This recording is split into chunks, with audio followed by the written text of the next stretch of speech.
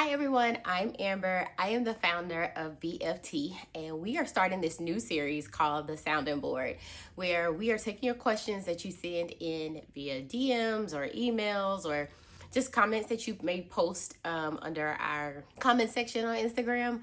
We're taking those questions. Well, I'm taking those questions and answering those live for you, as well as putting in some of those questions a lot of people ask on Ask the Therapist Thursday. So it's kind of a compilation of new questions and recycling some old questions that I think will be very beneficial for you guys, especially during the holiday season. And this is just a really big time of uncertainty. So, if you have any questions that you want to send in, click the link in our bio and submit your question. You can submit your question there, and I'll be sure to try to get to answer that question for you sometime on this session. All right, let's get to our first question for today. Okay, first question. I can't seem to shake this uneasy feeling that I'm having every day. Since the election, I've been dealing with a lot of emotions and just not sure what to do with them. Help a sister out. Yeah, you're not the only one. Been hearing this a lot, not only from the audience, but also clients and even other therapists that are also feeling like this and had to take some time to refocus and recenter themselves as well. So this is what I've been telling other people as well as myself, and just reminding ourselves that life happens. And so the whole point of when you go to therapy, you want to be able to build your toolbox. And so in this situation, what we do know is that life happens, and sometimes things are out of our control. A lot of times things are out of our control. Some things we can control and some things we can't. And in these times can bring on uncertainty, make you feel anxious, hopeless even about what the future may bring, and just some scarcity that's around that and some of that fear that comes with the unknown. So the first thing I would say is obviously to acknowledge that your feelings are valid. Sometimes we might beat ourselves up for feeling a certain type of way based on what maybe external factors say, other people might say, what social media might say, or just those that may be around you may say. But understand that what you're experiencing is valid. These times of uncertainty can bring on a feeling of confusion and just not really sure what is going on, right? Not knowing what is going to happen. So when you start feeling uneasy and those uncertainty feelings arise, I always tell people to journal. I know it's so cliche, like everybody's talking about journaling, or however, you may be like, what is that gonna do? But honestly, journaling allows you to get those emotions out. When you have those emotions and those thoughts and those feelings, and you just have them surrounding and playing over and over and over again in your head, that then just creates you to continue to spiral, right? And so you have to stop that thought. But if you don't get it out, then it just continues to fester and grow. Well, what if this happens? And then what if this? And then you just continue to build onto it. So instead of doing that, taking that time every morning, at lunch, at night, however many times a day you need to get to a journal and just get those feelings out, like dumping those feelings. So things that you can ask yourself is, how am I feeling right now? What does these feelings mean? If I can name these uneasy feelings, what would I call it? What would the name be for it? Another journal prompt is to ask yourself, what in my current situation that I'm in control of? And how can I focus on that right now? What would it look like to let go of things that I can't control? And even some reframing by asking yourself, if a friend was feeling like this, what would I say to my friend? Now, I would obviously say limit your exposure to overconsumption of the news, but somehow if you're on social media or you're on the news, then obviously it's popping up kind of everywhere. Or even if you're not, you find yourself around people that are continuously talking about it. And then in that case, when you do have those situations arise, you have to figure out what is going to be the best way for me to deal with this at this time during these moments. So if you're around somebody, you may excuse yourself, going to the bathroom. Oh, let me walk to the car. I need to step out to make a call, to just giving yourself a break from the conversation. Or if it's on TV, turning the channel. If you see it on social media, maybe muting some of those accounts that you follow that might be bringing that up for you, and just something that's making you see that every single day. By doing this, is giving yourself time to acknowledge that that's a trigger for you, and it's giving yourself a chance to do a reset before you have to go back in and talk to that person, or see it on the news again, so that you can start coping with that better. And then how can you give yourself what you need during that time? Now, feeling hopeless can also bring on a lot of other thoughts and feelings, and that can also spiral. So instead of feeling hopeless or out of control, think about the things that you can control. Feeling powerless can heighten your anxiety, but focusing on actionable steps can help alleviate that, like joining a local organization, or volunteering, or getting with friends and connecting with others can help you feel more purposeful, and then help reduce some of that helplessness that you might be experiencing. Also, practice on grounding yourself. Obviously, a lot of people have been talking about this a lot lately. You have a lot of breathing techniques that you can incorporate into your day. In the morning, in the afternoon, in the evening. It's super important for you to always check in with yourself throughout the day, even if it's 5 or 10 minutes, to just check in and see what are you needing at the time. Black Girl Breathing has a great program. You can always go and join there if that's something that you're interested in, or you can just Google or YouTube some breathing techniques that you can utilize throughout the day. Lastly, and like most important, some people might overlook this part, but having a connection with other like-minded individuals during this time is going to be super helpful.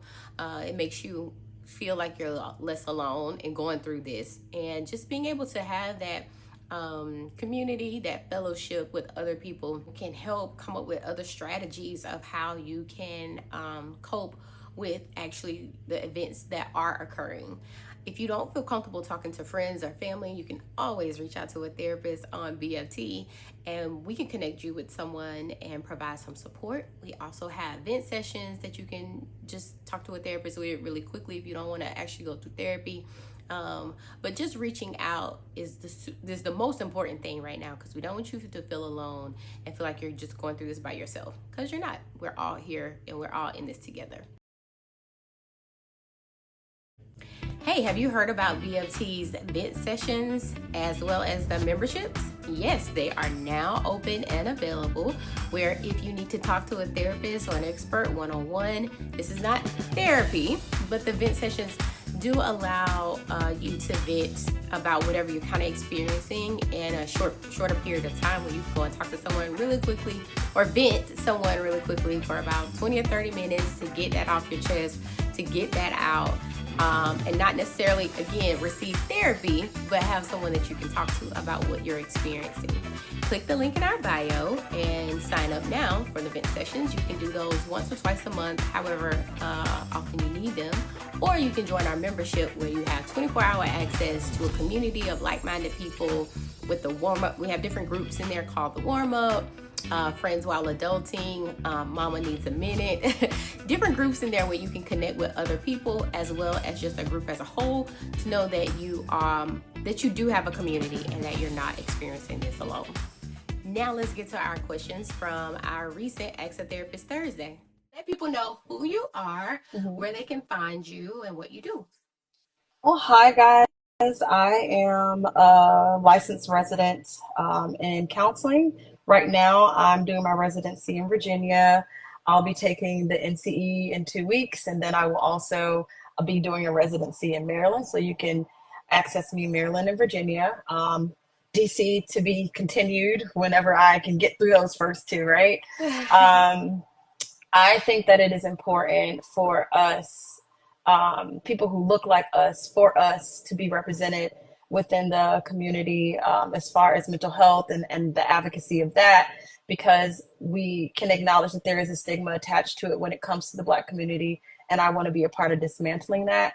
And so it's really important to me to advocate, not only for people of color, but specifically Black people, specifically queer Black people, because it is important that we make sure that everyone is acknowledged within that. All right, let's get into these questions. So the first question I have is, should we set roles in our marriage? I feel like when setting roles within your marriage, if you're going to do that route, right, it has to be a collaborative measure, right? Um, and I feel like that typically works efficiently by playing to one another's strengths and not necessarily adhering to a specific role, right? And so, in terms of that, I think, yeah, we can say that, like, okay, maybe you're stronger at setting appointments, and I'm better at making sure that the house chores are done. Those are your strengths, right? But also allowing fluidity within those Mm-hmm. roles so that we don't set any expectations in terms of like, well, this is, you're better at this. This is your role. So I think it can be done, but it needs to be collaborative. It needs to be fluid. And then we need to make sure that we're supporting each other in any of those roles, especially within Yeah. marriage. Okay, next question. I'm afraid of rejection. How can I I guess, step outside my comfort zone? Yeah, yeah. So we have to first acknowledge that the fear of rejection is such a natural feeling.